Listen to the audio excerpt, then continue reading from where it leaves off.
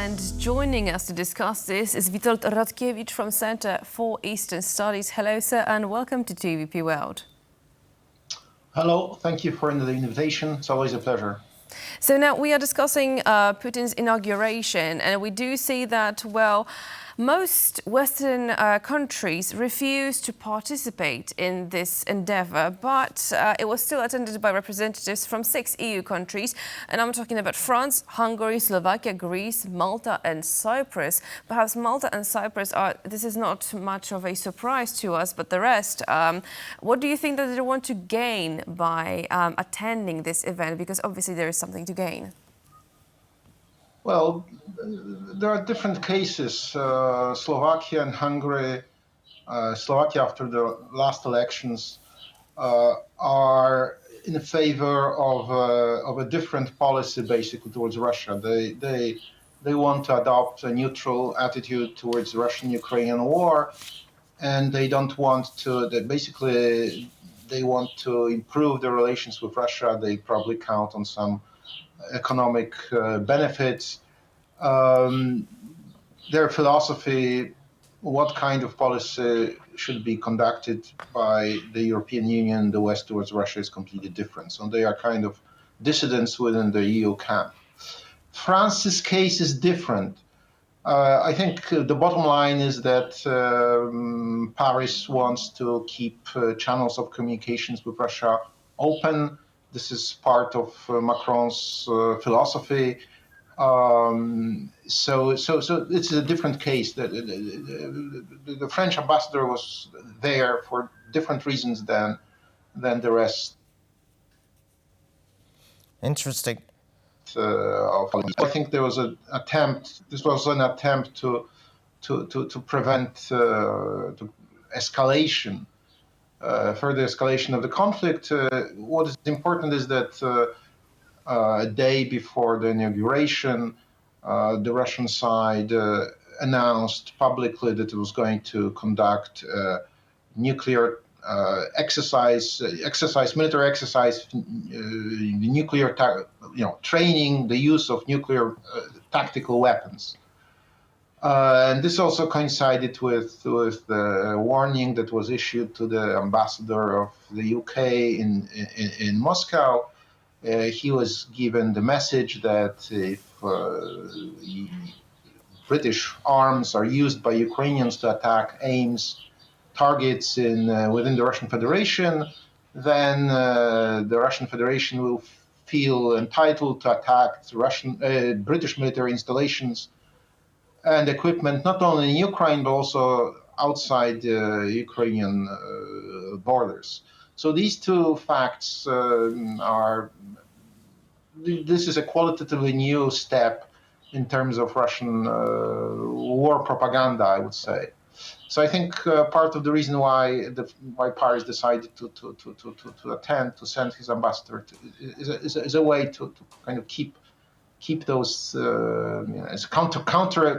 It might be seen as a counter-escalationary step or measure.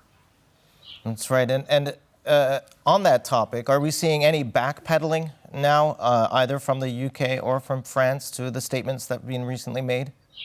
Well, I mean, no. I think that the British are maintaining their position that they are going to supply their long-range missiles to Ukraine, and they don't think that there should be any caveats in terms of the use that the Ukrainians are going to make of these weapons. With the French, it's more complicated because the Russian reaction was due to these issues that were raised by President Macron in terms of possible scenarios of sending Western, NATO, or European soldiers to Ukraine in some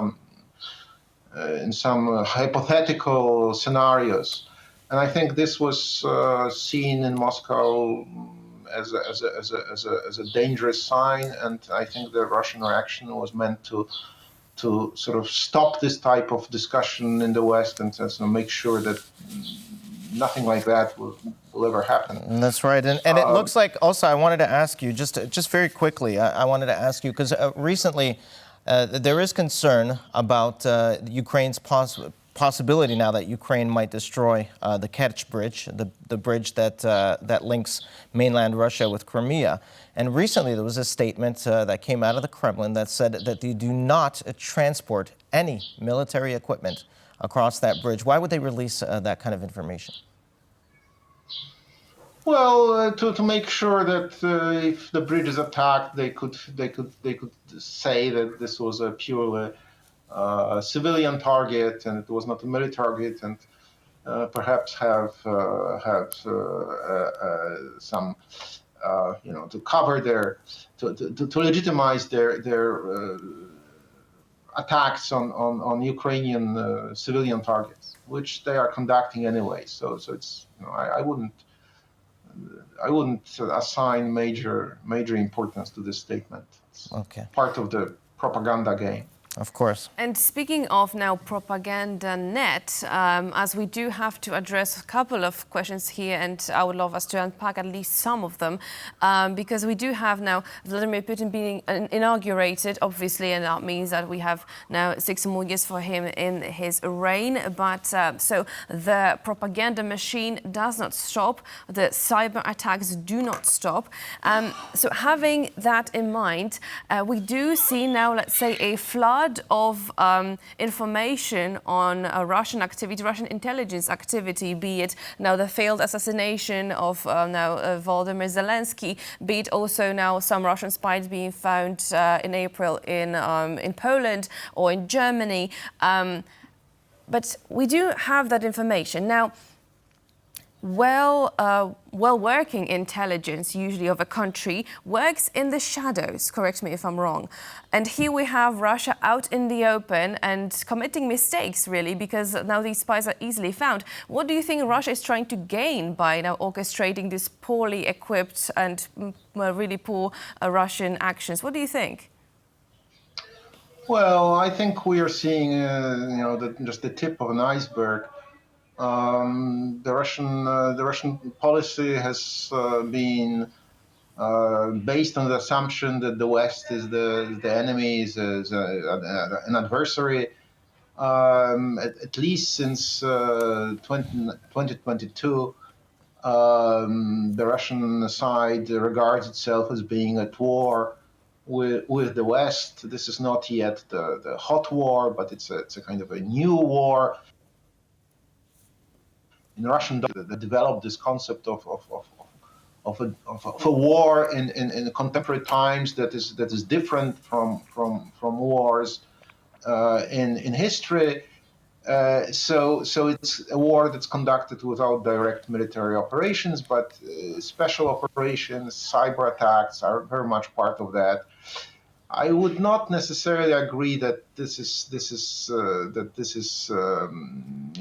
what we see now, what we see some signs of awareness and discovery by Western counterintelligences of Russian activities is a sign of Russian lack of capacity, or their if you have a massive operation, you commit mistakes.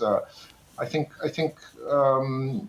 we are very slow in terms of reacting to that. Our whole systems and societies and our state apparatus is not really made for this type of world in which we are the subject of coordinated, massive, hybrid warfare.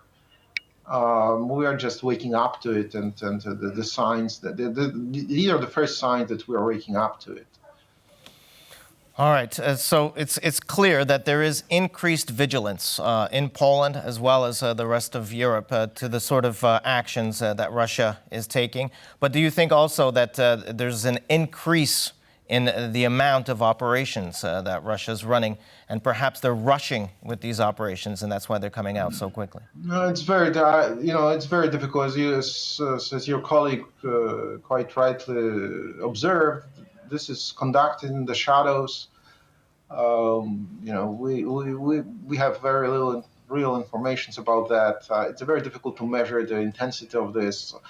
I think these operations have been conducted by Russia on a very intensive level for some time. I don't think I doubt there was we are seeing a peak. We're seeing a long-term strategic design being implemented by Russia. We saw how intensive and how effective these operations were already in 2017, when the Russians interfered in the U.S. Presidential elections. No, I don't think we are seeing. No, we are dealing with a very intensive strategic effort, and I doubt that we see some kind of intensification of it during the last year or so. Most of these operations require long-term planning. The things like penetration of political and security establishments. This has been part of the Russian efforts, going back, but basically the Soviet times. The Russian Federation took over assets.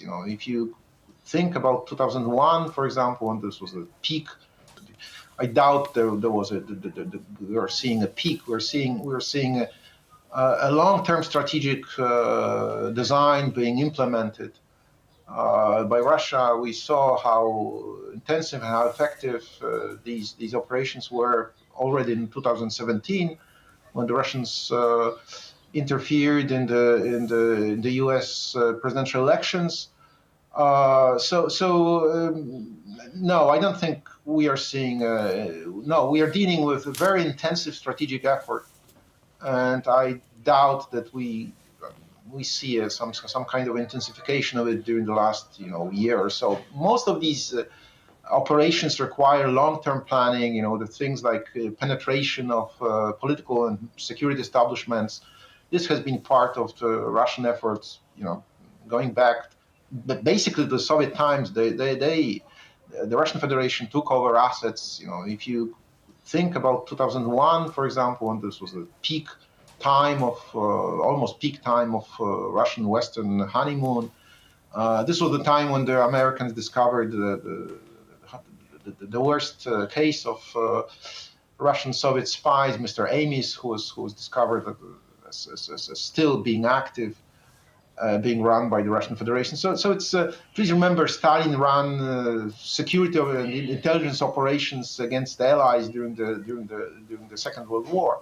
So, like you mentioned, we do see that it is yet another, exactly, it's yet another chapter in the developing story. Thank you so much, Witold Rodkiewicz, for joining us today.